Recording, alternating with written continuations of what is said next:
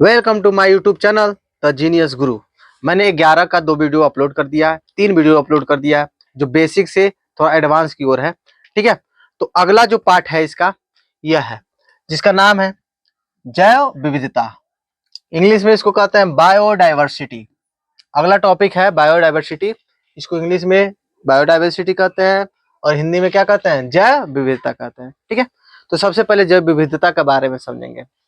आप जानते हैं कि पृथ्वी पर बहुत सारे जीव जंतु रहते हैं, जिसमें से पेड़ है, पौधे हैं, कीट है, पानी में रहने वाली मछलियां हैं, सरीसृप वाले हैं, उभयचर हैं। इस सभी जीव जो होते हैं पृथ्वी पर क्या होते हैं, पाए जाते हैं। लेकिन क्या होता है जैव विविधता में, क्या होता है कि लगभग बात किया जाए तो जितनी भी पृथ्वी पर जातियां पाई जाती हैं वह सभी जातियां एक दूसरे से क्या होती है, भिन्न होती है। यानी जितने भी पृथ्वी पर जातियां पाई जाती है वो सब एक दूसरे से क्या होती है, भिन्न होती है, अलग अलग होती है। जैसे मान लीजिए मनुष्य है, मनुष्य हम लोग के जैसा कोई और मनुष्य नहीं है, यानी दूसरी प्रजाति का कोई नहीं है। ठीक है, तो हमारा प्रजाति जो होता है होमो सैपियंस सैपियंस, हम एक ही प्रजाति के हैं। उसी तरह कुत्ता है, बिल्ली है, ये सभी सब क्या होता है, अलग अलग प्रजाति के होते हैं। तो जैव विविधता के अंतर्गत हम किसके बारे में पढ़ते हैं कि पृथ्वी पर पाए जाने वाले समस्त जीव जो क्या होते हैं वह एक दूसरे से क्या होते हैं, भिन्न भिन्न होते हैं। एक दूसरे से क्या होते हैं, भिन्न भिन्न होते हैं। ठीक है, तो उसी के बारे में हम लोग को क्या करना है, इसमें पढ़ना है। ठीक है, आगे है, हेडिंग है जैव विविधता। इंग्लिश में कहते हैं बायोडाइवर्सिटी। जो बायोडाइवर्सिटी शब्द है, इस शब्द का प्रयोग सर्वप्रथम एक वैज्ञानिक थे जिसका नाम था डब्ल्यू जी रोजेन। सन 1935 ईस्वी में क्या किया था, इस शब्द का प्रयोग किया था, जिस शब्द का नाम है क्या, जैव विविधता। क्या नाम है, जैव विविधता। ठीक है, यदि जैव विविधता की बात किया जाए, जैव विविधता का अर्थ क्या होता है, तो जैव विविधता का अर्थ यही होता है, या विविधता का अर्थ होता है, जैव मतलब आप जानते हैं सजीव। ठीक है, और विविधता का मतलब ये होता है, यानी विविधता का अर्थ ये होगा विभिन्न, विविध या भिन्न भिन्न स्वरूपों से होता है। मतलब यह हुआ कि पृथ्वी पर जितने भी सजीव पाए जाते हैं वह सभी सजीव एक दूसरे से क्या होते हैं, भिन्न भिन्न या विविध होते हैं, या विविध स्वरूपों को क्या करते हैं, दर्शाते हैं। तो उसी को हम लोग क्या कहते हैं, जैव विविधता कहते हैं। जो क्या होते हैं, वह जीव क्या होते हैं, रचनात्मक और क्रियात्मक रूप से एक दूसरे से क्या होते हैं, अलग अलग होते हैं। उसी को हम लोग क्या कहते हैं, जैव विविधता। तो 1935 ईस्वी में डब्ल्यू.जी. रोजेन नाम के वैज्ञानिक ने जैव विविधता शब्द का क्या किया था, प्रयोग किया था। यदि विविधता का अर्थ समझेंगे तो विविधता का अर्थ क्या होता है, विविध या भिन्न भिन्न स्वरूपों से होता है। इस पृथ्वी पर पाए जाने वाले समस्त जीवधारी रचनात्मक और क्रियात्मक रूप से विभिन्नता को प्रदर्शित करते हैं। अतः इस विविधता को हम लोग क्या कहते हैं, जैव विविधता कहेंगे। क्या कहेंगे, जैव विविधता। इसके थोड़ा सा उदाहरण समझेंगे कि पृथ्वी पर कितने जीव जंतुओं की अभी तक क्या हो गई है, खोज हो चुकी है। ठीक है, तो यहाँ पे समझेंगे कि लगभग पृथ्वी के ऊपर 50 मिलियन जातियां हैं। 50 मिलियन कितनी है, लगभग 50 मिलियन जातियां हैं। पृथ्वी पर लगभग 50 मिलियन जातियां हैं, जिसमें से केवल 1.7 से 1.8 मिलियन जातियों का केवल खोज हुआ है। यानी आज तक 1.7 से 1.8 मिलियन जातियों का क्या हुआ है, खोज हुआ है। यानी उतने मिलियन जातियों का ज्ञात है, वह उसको प्राप्त किया गया है। ठीक है, खोजा गया है। लेकिन इसमें से मान लीजिए 50 मिलियन में से मान लीजिए लगभग 2 मिलियन की खोज हुई है। अभी तक 48 मिलियन प्रजातियां जो होती हैं, 48 मिलियन अभी तक इसकी खोज नहीं हुई है। ठीक है, तो एक डाटा के अनुसार समझेंगे। यदि एग्जाम्पल की बात करेंगे तो एग्जाम्पल में क्या है कि अब तक 1.7 से 1.8 मिलियन विभिन्न जातियों, यानी विभिन्न जातियों का पता लगाया गया है। और प्रतिवर्ष कितने, 10,000 प्रजातियों की क्या होती है, खोज होता है। मात्र 10,000 प्रजातियों का। यानी इस तरह से खोज होता रहा तो बहुत कई साल लगेंगे इन सबको खोजने में। ठीक है, तो क्या है जैव विविधता का मतलब, जैव मतलब सजीव और विविधता का मतलब भिन्न भिन्न, यानी पृथ्वी पर पाए जाने वाले समस्त जीव या सजीव एक दूसरे से क्या होते हैं, भिन्न भिन्न होते हैं। उसी को हम लोग क्या कहते हैं, जैव विविधता। इस शब्द का प्रयोग किसने किया था, W.G. रोजेन नामक वैज्ञानिक ने 1935 ईस्वी में किया था। ठीक है, यदि बात करें तो पृथ्वी में कितनी मिलियन जातियां उपस्थित हैं, 50 मिलियन जातियां उपस्थित है, जिनमें से केवल 1.7 से, आप देख सकते 1.7 से 1.8 मिलियन जातियों की क्या हो चुकी है, खोज हो चुकी है। इन्हीं में क्या क्या है उपस्थित है, तो प्लांट पे है, पादप भी है, जंतुएं हैं, जंतुओं में भी सूक्ष्म जीव है, सूक्ष्म जीव, उसके बाद से एक कोष की जीव, एक कोष की जीव, उसके बाद से आप मत्स्य यानी मछलियां, उसके बाद से सरीसृप, उसके बाद से पक्षी वर्ग, सभी पक्षियां, सभी मछलियां, सरीसृप, पक्षियां, उसके बाद से उभयचर, उभयचर वाले जंतु और स्तनधारी वाले जंतु, स्तनधारी वाले जितने भी जंतु हैं इन्हीं में से हैं। यानी 1.7 में से 1.8 में पादप है, जंतुएं हैं, जंतु में सूक्ष्म जीव, एक कोष की, मत्स्य, सरीसृप, पक्षी वर्ग, उभयचर, स्तनधारी, अकशेरुकी जीव, अकशेरुकी जीव, अकशेरुकी जीव यानी जिसके शरीर में नोटोकार्ड नहीं पाया जाता है, वैसे जीव को हम लोग क्या कहते हैं, अकशेरुकी जीव। तो यह जितने भी पृथ्वी पर जीव है, पेड़ पौधों से लेकर और जीव जंतुओं तक, यह इनमें केवल कितना खोज हुआ अभी तक, 1.7 से 1.8 मिलियन जातियों क्या हुआ है, खोज हुआ है। ठीक है, थोड़ा सा आगे देखेंगे, इसके बारे में थोड़ा सा और डिटेल समझने की कोशिश करेंगे। ठीक है, चलिए यहाँ पे कुछ मैंने क्या बनाया, कुछ चार्ट पेपर है या कुछ समरी है या सारणी है, इसको समझेंगे। पेपर में आ जाता है, क्या आता है कि बताइए पृथ्वी पर जीवाणु की संख्या कितनी है, सूक्ष्म जीव कितने हैं, ठीक है, कीट पतंगे कितने हैं, ठीक है, उसको समझेंगे यहाँ पे। ठीक, तो क्या है, विश्व में पाई जाने वाली प्राणियों तथा सूक्ष्म जीवों की जातियों की क्या है, संख्या। ठीक, हायर प्लांट, जितने उच्च प्लांट होते हैं उनकी संख्या क्या है, 2,70,000 है। कितनी है, 2,70,000, यानी हायर प्लांट जो होते हैं कितने हैं, 2,70,000। यहाँ पे देखिए 2,70,000। उसके बाद से शैवाल कितने हैं, 40,000। कवक कितने हैं, 72,000। जीवाणु साइनोबैक्टीरिया कितने हैं, 4,000। विषाणु कितने हैं, 1,550। स्तनधारी जंतु कितने हैं, 4,650। पक्षी कितनी है, कितनी प्रजाति है उनकी, 9700।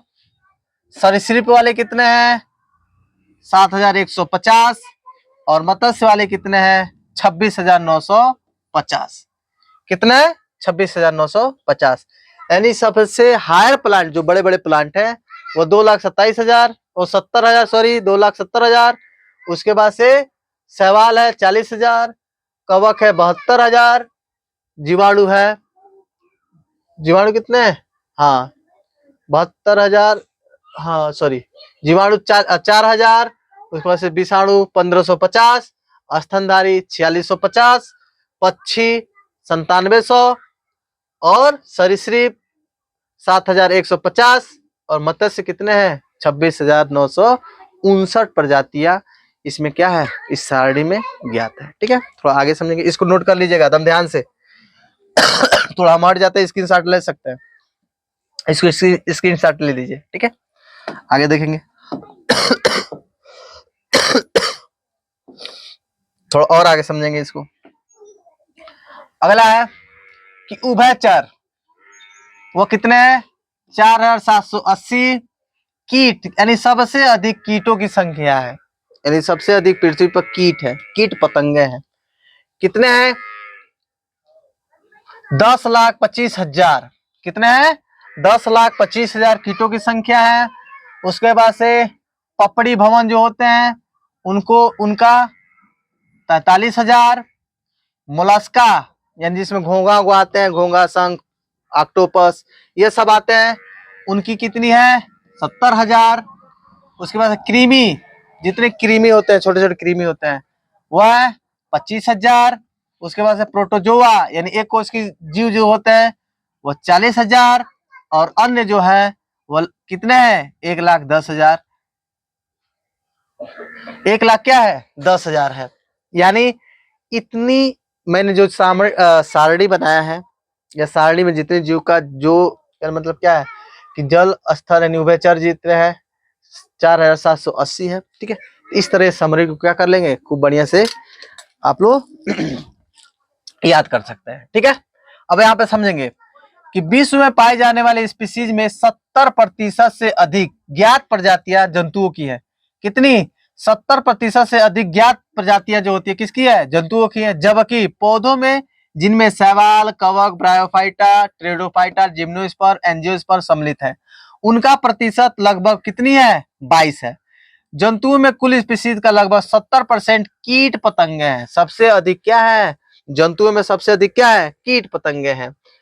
कीट पतंग का है। पौधे और जंतुओं के अतिरिक्त सूक्ष्म जीवों की संख्या भी लाखों में है। किसमें है?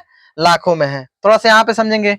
भारत विश्व के 12 मेगा विविधता वाले क्षेत्रों में से एक है। भारतवर्ष में लगभग 45,000 पौधों की प्रजातियां हैं, जबकि जंतुओं की संख्या इनकी दुगुनी है। अभी अनेक स्पीशीज का पता लगाया जाना बाकी है। मेज के ग्लोबल अनुमान के अनुसार विश्व की केवल 22% स्पीशीज का ही पता लगाया जा सका है। इन अनुमान को आधार मानकर यदि भारतवर्ष की जैव विविधता का आकलन किया जाए तो लगभग 1,00,000 पौधों की तथा 3,00,000 जंतुओं की प्रजातियों को पता लगाया जाना क्या है? बाकी है। भारतवर्ष में ज्ञात सूक्ष्म जीवों, पौधों, जंतुओं की संख्या, जातियों की संख्या का विवरण सारणी 2 में दिया गया है। ठीक है, तो अगला 2 वाला समझेंगे। अब यहाँ पे समझेंगे भारत में कितने हैं, भारतवर्ष में ज्ञात सूक्ष्म जीव। ठीक है, तो देखिए भारत में कितने ज्ञात, वो तो विश्व का था, विश्व में कितने हैं, अब भारत में समझेंगे। भारत में जीवाणु लगभग 850 प्रजातियां हैं। कवक 2300 प्रजातियां हैं, सॉरी 23,000 है। शैवाल का 2500 है। ब्रायोफाइटा का 2564 है। टेरोफाइटा का ये क्या है? 10,022 है। जिम्नोस्पर्म का 64 है। एंजियोस्पर्म का 15,000 है। कीटों का 53,430 है। मोलस्का का 5,050 है। मत्स्य का 2,546 है। उभयचर का 204 है। सरीसृप का 446 है। पक्षी का 1,228 है। और स्तनधारी का 372। यानी ये किसकी बात कर रहा है? भारत की।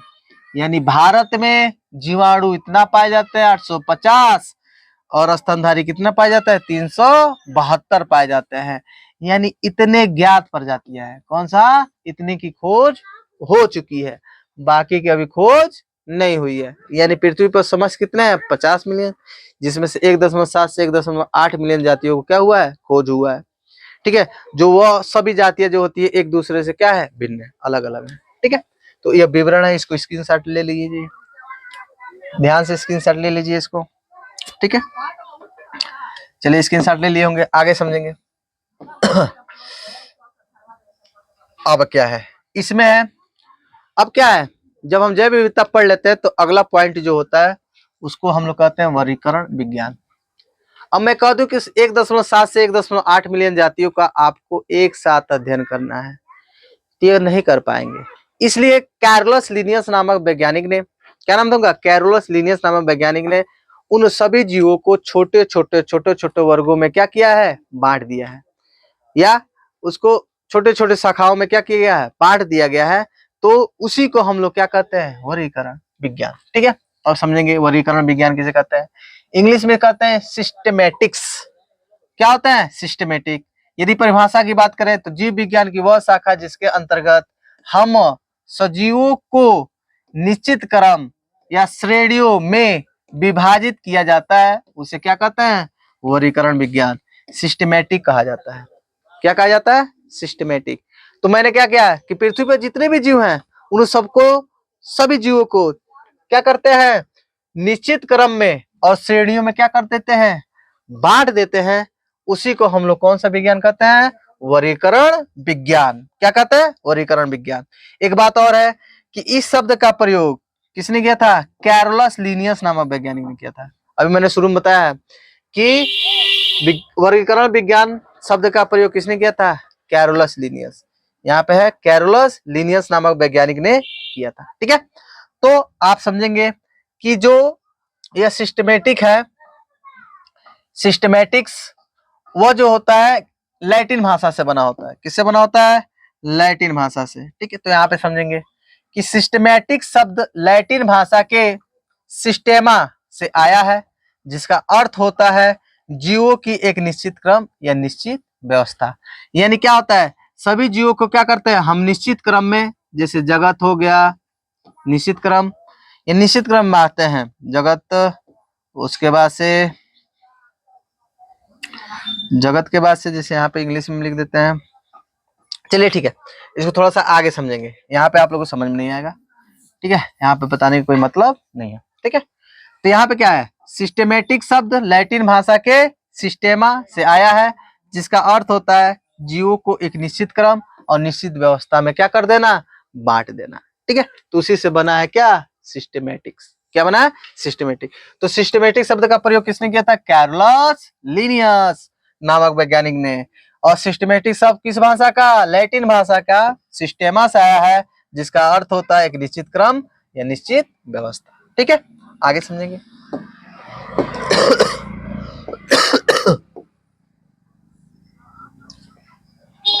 ठीक है, इसके बाद से क्या है, वर्गीकी।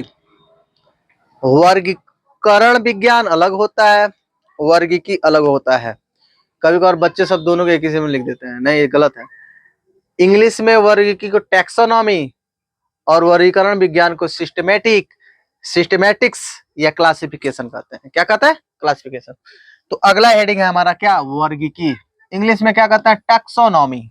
क्या कहेंगे, टैक्सोनॉमी। तो हमेशा वर्गीकी शब्द का प्रयोग, यहाँ पे लिखा है, इस शब्द का सबसे पहले प्रयोग अगस्टिन पीरामस, क्या नाम है, अगस्टिन पीरामस डी कैंडोल नामक वैज्ञानिक ने 1813 ईस्वी में किए थे। यानी शब्द का प्रयोग किसने किया था, शब्द का प्रयोग, तो शब्द का प्रयोग किसने किया था, कैंडोल नामक वैज्ञानिक ने किए थे। लेकिन father of taxonomy, father of taxonomy किसको कहा जाता है बाबू, कैरोलस लिनियस को। ठीक है, कंफ्यूजन नहीं होना है।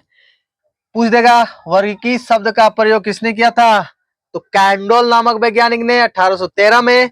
लेकिन टैक्सोनॉमी यानी फादर ऑफ टैक्सोनॉमी कौन है, फादर ऑफ टैक्सोनॉमी तो क्या है, कैरोलस लिनियस। कौन सा है, कैरोलस लिनियस। ठीक है, तो यदि परिभाषा की बात करें तो परिभाषा क्या है कि जीव विज्ञान की वह शाखा जिसके अंतर्गत जीवों को पहचानना का नामकरण या वर्गीकरण किया जाता है उसे ही हम लोग क्या कहते हैं, वर्गीकी कहते हैं। यानी सभी जीवों को हम लोग क्या करते हैं, पहले पहचानते हैं, उसका नामकरण करते हैं, नाम रखते हैं, और नाम रखने के बाद उसको क्या करते हैं, विभिन्न वर्गों में क्या कर देते हैं, छोटे छोटे वर्गों में क्या कर देते हैं, बांट देते हैं। क्यों बांटते हैं, क्योंकि जब तक हम बांटेंगे नहीं तो उसके बारे में हम प्रॉपर मात्रा में अध्ययन नहीं कर पाते हैं। इसलिए पृथ्वी पर जितने भी जीव हैं 1.7 से 1.8 मिलियन जितनी भी प्रजातियां हैं, उन सभी प्रजातियों को निम्न वर्गों में या छोटे छोटे वर्गों में क्या किया गया है, बांटा गया है। और उसको हम एक निश्चित क्रम में बांट कर और उसका हम क्या करते हैं, उसके बारे में अध्ययन करते हैं, उसके जीवन के बारे में अध्ययन करते हैं, उसकी संरचना के बारे में अध्ययन करते हैं। ठीक है, तो कैरोलस लिनियस ने क्या किया था, यह वर्गीकरण विज्ञान के बारे में क्या किया था, बताया था। लेकिन पेपर में पूछे कि शब्द का प्रयोग यानी वर्गीकृत शब्द का प्रयोग, तो कॉन्डल ने, और फादर ऑफ टैक्सोनॉमी कौन है, कैरोलस लिनियस है। ठीक है, तो इसके बाद से अगला जो टॉपिक है जिसका नाम है क्या, नामकरण। बहुत इंटरेस्टेड है, नामकरण यानी सभी जीवों का क्या किया जाता है, नामकरण किया जाता है। क्या किया जाता है, नामकरण। आप जानते हैं कि हमारा भी नाम रखा गया है, आपका भी नाम रखा गया होगा। क्यों नाम रखा जाता है, पहचान के लिए। जैसे मैं एक थोड़ा सा एग्जांपल बता देता हूं आपको। जैसे मान लीजिए किसी घर में 4 लड़कियां हैं और चारों का नाम नहीं है। मम्मी को प्यास लगा, पानी मांगेंगी कि बेटी पानी लाओ, नहीं तो चारों बेटियां पानी लेके आएंगी और नहीं तो कोई नहीं लेके आएगा। ठीक है, तो इसलिए जीवों को पहचान के लिए, उसके कैरेक्टर के बारे में जानने के लिए, ठीक है, क्या किया गया है, उनका नामकरण किया गया है। ठीक है, तो ये नेक्स्ट वीडियो रहेगा आपके लिए, नामकरण के बारे में डिटेल जानकारी लेंगे। क्योंकि नामकरण जो होते हैं आपके एनसीईआरटी में 2 दिया गया है, द्विनाम पद्धति, ठीक है, और त्रिनाम पद्धति। उससे अधिक भी होता है। ठीक है, एक होता है ऑटोसोम, एक टाटोनिम्स होता है, ऑटोनिम्स होता है, एक टाटोनिम्स होता है। तो ये बहुत इंटरेस्टिंग है। इस चैनल से आप जुड़िए। यदि इस कहने मतलब क्या है, इसको, यह जो आपको वीडियो है यदि समझ में आ रहा हो या नोट्स जो बढ़िया लग रहा हो, तो आप क्या कीजिए, इस चैनल को सब्सक्राइब कीजिए, शेयर कीजिए, लाइक कीजिए और कमेंट जरूर कीजिए। ठीक है, इससे ये होता है कि मालूम चलता है कि बच्चे क्या है, एक्टिव है। ठीक है, और पीडीएफ चाहिए तो इसके लिए थोड़ा सा टेलीग्राम पर काम हो रहा है, यदि टेलीग्राम पर काम हो जाता है तो आपको बता दिया जाएगा। उस पर आपको पीडीएफ, नोट्स, जो भी नोट्स हो गया या बहुविकल्पी प्रश्न हो गया, ये सभी आपको क्या किया जाएगा, प्रोवाइड कर दिया जाएगा। ठीक है, तो धन्यवाद।